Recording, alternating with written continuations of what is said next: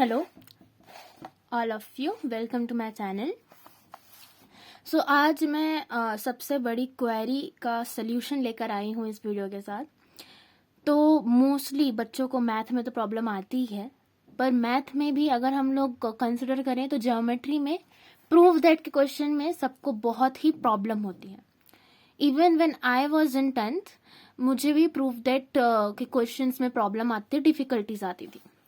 तो आज मैं कुछ एग्जाम्पल्स के साथ आपको बताऊंगी कि आपको प्रूव दैट क्वेश्चन कैसे सॉल्व करना चाहिए, मतलब स्टेप बाय स्टेप आपका थॉट प्रोसेस, आपका माइंडसेट क्या होना चाहिए सॉल्व करते वक्त प्रूव दैट के क्वेश्चंस। यहाँ पे मैंने जितने भी क्वेश्चंस लिए हैं ये अभी तो सेकेंड चैप्टर के हैं, लेकिन उसमें से भी जो इम्पोर्टेंट मुझे लगे या फिर जो रिपीट हुए हैं PYQs में और जो आ सकते हैं, मैंने वैसे ही क्वेश्चन लिए हैं ताकि आपकी प्रैक्टिस हो जाए।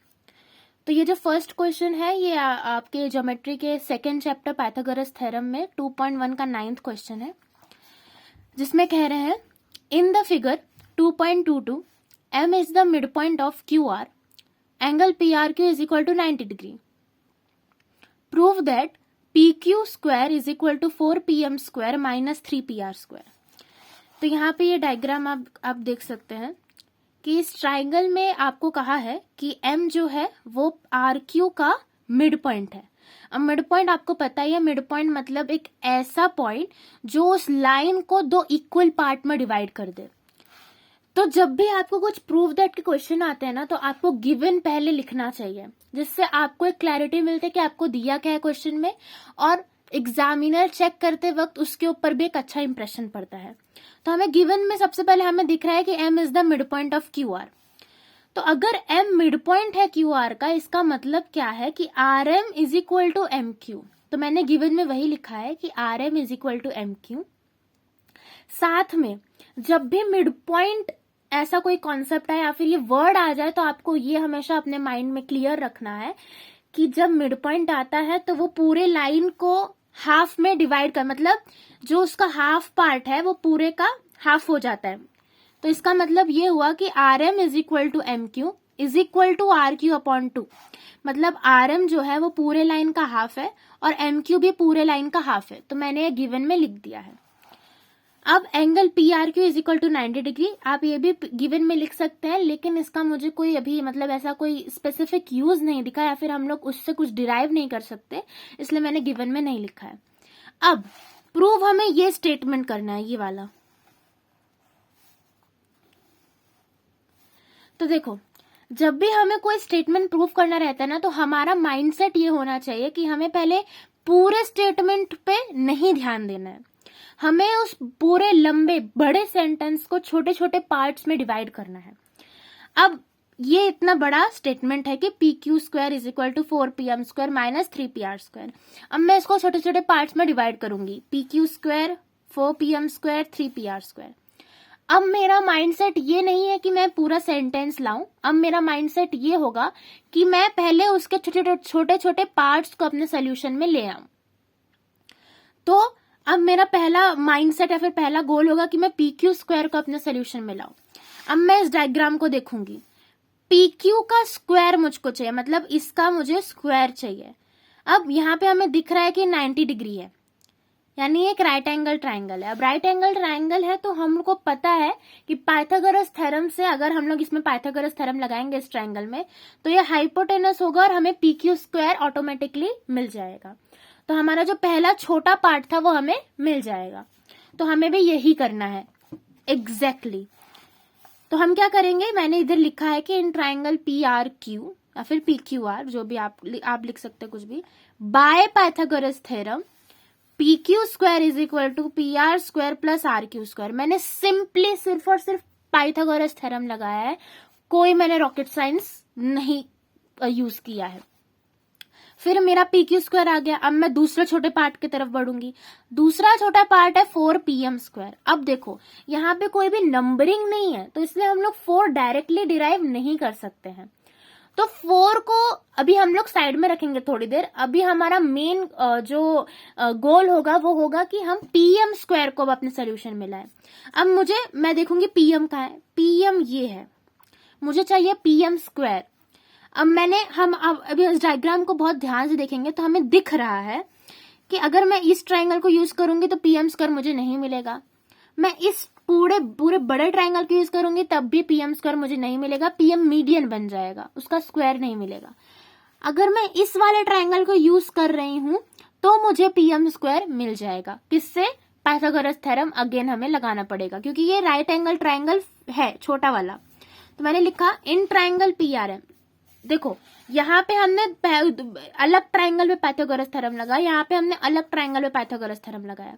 इसीलिए आपके मार्क्स ना कटे, इसलिए आपको हमेशा ट्रायंगल का नाम मेंशन करना है, वरना तो आपके मार्क्स कटेंगे।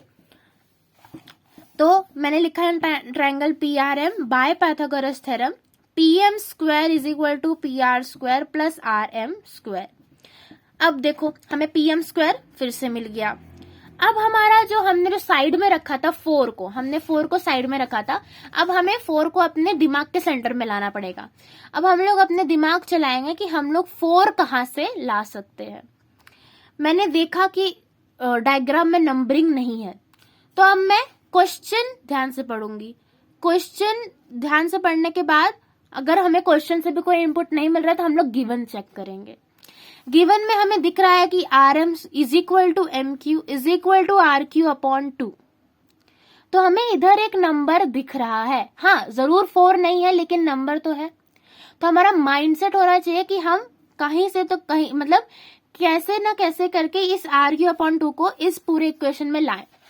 तो मैंने देखा पीएम से इसका कोई रिश्ता नहीं है, नाता नहीं है, पीआर से भी इसका कोई नाता रिश्ता नहीं है, लेकिन आरएम यहां पे मैंने लिखा था R M is equal to M Q is equal to R Q upon 2।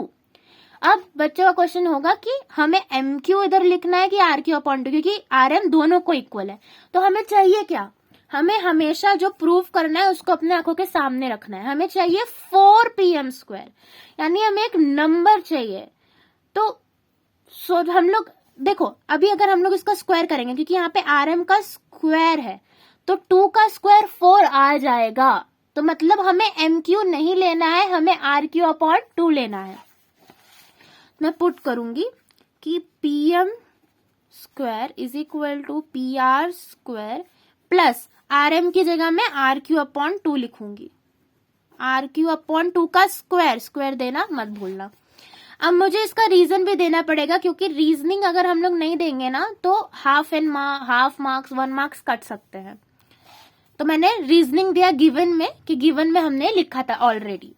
अब मैं इसको सॉल्व करूंगी। सिंपली मुझे 4 लाना है, मेरा माइंडसेट क्या है कि मुझे 4 चाहिए, तो मैं सॉल्व करूंगी अब सिंपली इसको। P R square plus R Q का स्क्वायर आर क्यू स्क्वायर और 2 का स्क्वायर 4 आ गया 4। लेकिन हमें चाहिए क्या था? 4 पीएम स्क्वायर। पीएम इधर है, 4 इधर है, आ जाएगा। मैंने क्या कहा कि आप सॉल्व करो खुद ब खुद, आपको 4 पीएम स्क्वायर मिल जाएगा। तो PM square is equal to P R square. अब देखो यहां पे 4 है। अब कुछ बच्चे क्या करेंगे कि इस 4 को तुरंत इधर ले जाएंगे और 4 पीएम स्क्वायर दिखा देंगे, पर ये रॉन्ग हो जाएगा। आपके मार्क्स उधर ही कट जाएंगे, पूरा आंसर गलत हो जाएगा। क्यों? क्योंकि जब भी हम किसी 2 एल्जेब्रिक एक्सप्रेशन को ऐड करते हैं तो जब तक उसका डिनोमिनेटर सेम नहीं आता हम उसको इक्वल टू साइन के एलएचएस या आरएचएस में शिफ्ट नहीं कर सकते हैं। तो क्योंकि इसका डिनोमिनेटर सेम नहीं है तो हम लोग 4 को डायरेक्टली इधर शिफ्ट नहीं कर सकते, हमें सबसे पहले इसका पूरा डिनोमिनेटर सेम करना पड़ेगा। तो डिनोमिनेटर सेम करने के लिए मैं क्रॉस मल्टीप्लीकेशन करूंगी। तो 4 पी आर स्क्वायर आ जाएगा इधर, 1 इंटू आर क्यू स्क्वायर आ जाएगा और 4 1 जा 4 आ जाएगा। तो ये मैंने कर दिया क्रॉस मल्टीप्लीकेशन। अब डिनोमिनेटर सेम है, 4 है, तो मैं अब इसको इधर शिफ्ट कर सकती हूँ। तो मैंने इसको इधर शिफ्ट कर दिया।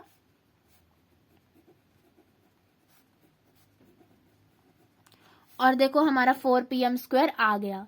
मैंने पहले आपको कहा था कि आप जैसे जैसे सॉल्व करते जाओगे आपको अपना इक्वेशन तुरंत खुद ब खुद मिलेगा। अब देखो हमें पी क्यू स्क्वायर मिला सोल्यूशन में, हमारे 4 पीएम स्क्वायर मिल गया सोल्यूशन में हमारे। अब हमें चाहिए क्या? हमें चाहिए 3 पी आर स्क्वायर। तो मैंने क्या कहा कि 3 को अभी साइड में रखते हैं, देखते हैं PR² आ सकता है कि नहीं। तो मैंने गौर किया तो मुझे PR² हाइपोटेनस के रूप में या फिर हाइपोटेनस के उसमें नहीं मिल रहा है। PR² मुझे इधर मिला और इधर मिला। तो अब मैं कोशिश करूंगी कि देखो, अगर हम ध्यान देंगे दोनों इक्वेशन में PR² है, लेकिन हमें चाहिए क्या, हमें चाहिए 3PR²। क्या चाहिए हमें? 3PR²। तो अगर हम इसमें 3PR² ढूंढने की कोशिश करेंगे तो हमें नहीं मिलेगा, क्योंकि यहाँ पे 1PR² है जो कि 3 से छोटा है। तो हम लोग उसको डिवाइड करके 3 नहीं, मतलब ऐसे डिफरेंशिएट या फिर डिवाइड करके हम लोग नहीं ला सकते। डिवाइड इन द सेंस मैं क्या कहना चाहती हूँ कि जैसे देखो, इधर मैंने लिखा 5, तो अगर मुझे इसको 3 के फॉर्म में लिखना है तो मैं इसको लिख सकती हूँ 3 + 2, तो मुझे 3 मिल गया। लेकिन अगर मुझे 2 को 3 के फॉर्म में लिखना है तो मैं 2 को 3 के फॉर्म में नहीं लिख सकती, क्योंकि 2 3 से छोटा है, उसको हम लोग 3 के फॉर्म में डिवाइड नहीं कर सकते। और सेम केस एप्लीकेबल है इधर भी, क्योंकि 1 3 से छोटा है, इसलिए मैं इसको 3 में डिवाइड नहीं कर सकती। तो अब हम लोग इस इक्वेशन पे आएंगे, यहाँ पे भी PR² है और यहाँ पे 4PR² है, यानी 3 से बड़ा नंबर है और हम लोग इसको 3 में डिवाइड कर सकते हैं। तो मैं सिंपली इसको लिख दूंगी 4PM² इज इक्वल टू, हमें चाहिए क्या, 3PR²। 3PR² और बचा कितना, 4 - 3 1, तो प्लस PR², मतलब यहाँ पे 1 है। 1 हम लोग शो नहीं करते, दिखाते नहीं है, दिखा सकते हैं पर जनरली हम लोग दिखाते नहीं है। तो 1PR² प्लस ये RQ² एज इट इज। अब देखो हमारे पास सब कुछ आ गया, हमने जो छोटे छोटे पार्ट में डिवाइड किया था हमारे पास सोल्यूशन में सब कुछ आ गया। PQ² है, 4PM² है, 3PR² है हमारे पास। लेकिन अब हमें ये इक्वेशन चाहिए फाइनली अपने आंसर में। तो हम लोग क्या करेंगे कि हम लोग देखेंगे कि हम लोग इस इक्वेशन में, क्योंकि ये हमारा इक्वेशन और ये हमारे इक्वेशन में ही हमारी तीनों छोटी छोटी चीजें हैं, तो हम लोग जस्ट सिंपली क्या करेंगे कि देखेंगे कि इस इक्वेशन को और इस इक्वेशन में कोई हम लोग सिमिलैरिटी देखेंगे, सिमिलैरिटी ढूंढने की कोशिश करेंगे। तो मैंने जब यहाँ पे देखा तो मुझे दिखा कि PR² प्लस RQ² इधर है और PR² प्लस RQ² इधर भी है। तो अब मैं क्या करूंगी, मैं इस PR² प्लस RQ² के जगह PQ² को पुट कर दूंगी, उससे हमारा ये जो इक्वेशन है वो प्रूव हो जाएगा। मैंने ऐसा क्यों किया, क्योंकि देखो PQ² is equal to PR² plus RQ² है, हमने प्रूफ किया था पाइथागोरस थ्योरम से। तो इधर जब PR² प्लस RQ² आ गया तो मैं उसको PQ² भी लिख सकते हैं, क्योंकि दोनों इक्वल है। तो मैं लिखूंगी 4PM² is equal to 3PR² plus PQ²। हमें रीजनिंग देना पड़ेगा, तो मैं इस इक्वेशन को नंबर दे देती हूँ फर्स्ट, और इधर मैं रीजनिंग दे देती हूँ from,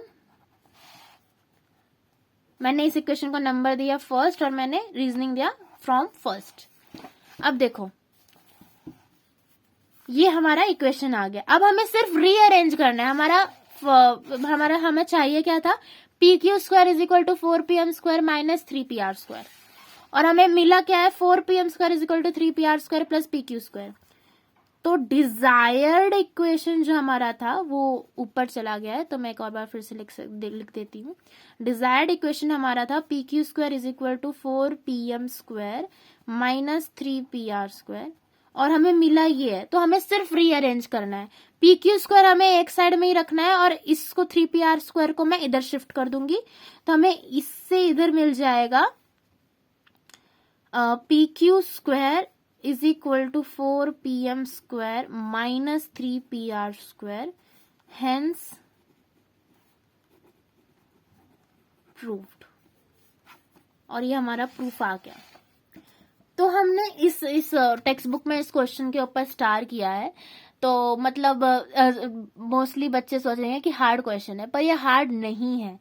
just you need some practice and जो मैंने स्टेप्स बताया उसको आपको फॉलो करना है। स्टेप्स क्या थे मैं फटाफट रिकॉल करवा देती हूँ। स्टेप्स थे, सबसे पहले आप पूरा क्वेश्चन पढ़ो, डायग्राम अच्छे से देखो, उसमें से गिवन निकालो।